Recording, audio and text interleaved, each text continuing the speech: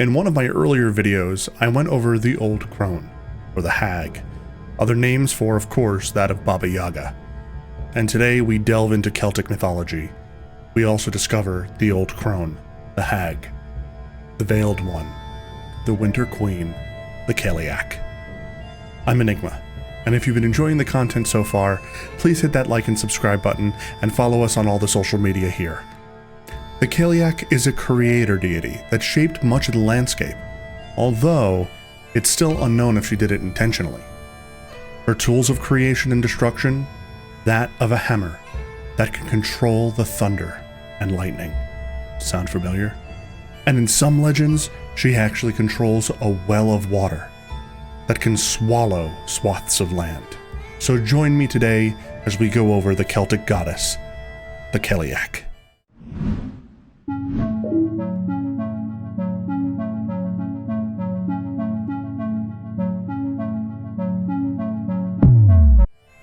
From Ireland, Scotland, and the Isle of Man, tales of the Cailleach from these areas describe her as forming the landscape by dropping stones from her apron and clearly suggest that she was an earth goddess.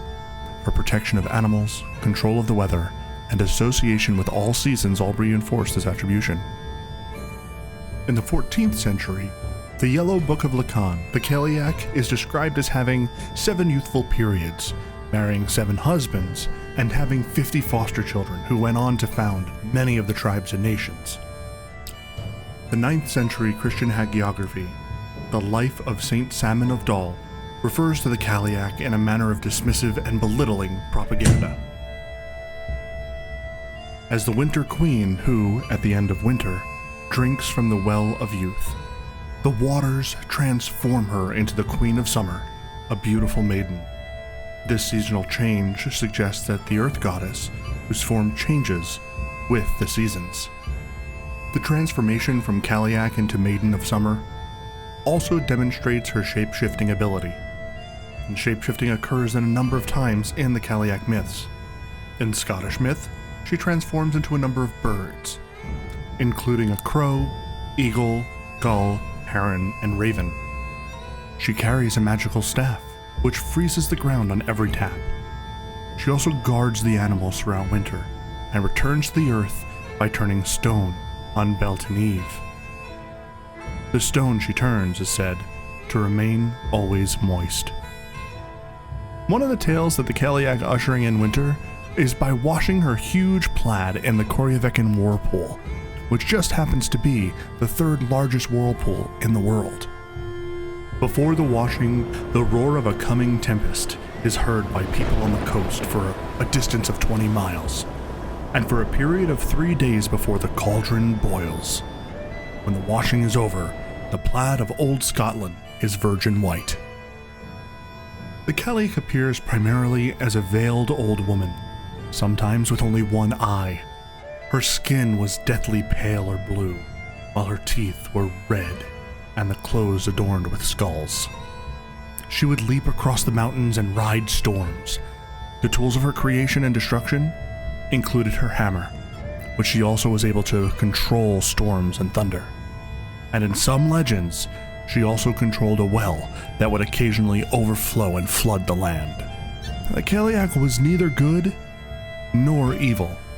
Her intentions varied from tale to tale. In all 3 Gaelic-speaking regions, she was the patron of wolves, emboldened by the winter hunger. In Scotland, she also served as a deer herder. While many of Cailleach's myths have faded from memory, a number of rituals and traditions still exist. On February 1st of each year, the Cailleach runs out of firewood for winter. In Manx tradition, she forms into a great bird and collects firewood with her beak. In Ireland and in Scotland, meanwhile, she collects firewood as an old woman. If she wishes for winter to last longer, she makes the day sunny and bright for her search. If she accidentally oversleeps, the day is stormy and gray. Thus, the tradition holds that if February 1st is gray and wintry, winter will be shorter that year. If the day is bright, the winter will return due to her preparation. In the United States, this tradition was transformed into Groundhog Day. removing the Cailleach while retaining the central ritual. There are also stories that link Cailleach to specific locations. One such story is the creation of Loch Awe.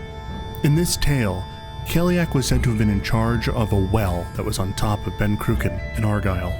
Cailleach was responsible for stopping the water from flowing each evening by covering the mouth of the well with a stone cover. When the sun rose the next morning, she would remove the cover, thus allowing the flow of water again. One evening, Cailleach fell asleep by the side of the well out of exhaustion and forgot to cover it.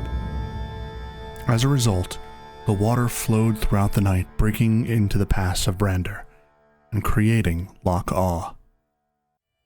In addition, many people and animals were drowned by the waters.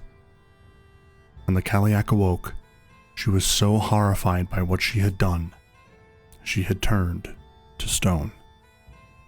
The stone version is said to be forever waiting for the return of her husband, Manannan, the god of the sea. Today, because she is a strong and powerful female personage, is said to represent the women of Ireland.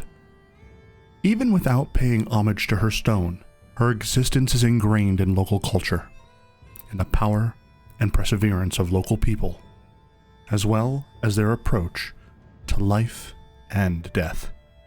There we have it, the Cailleach. I do want to apologize for some of my pronunciation if it might have been off. Trying to learn Gaelic for this video and Celtic for this video has been challenging to say the least. But we are going to continue with the Gaelic deities for the rest of this month. I do hope that you enjoy. Remember to hit that like and subscribe button and hit that bell to be notified when any new videos are coming up. We'll see you next time.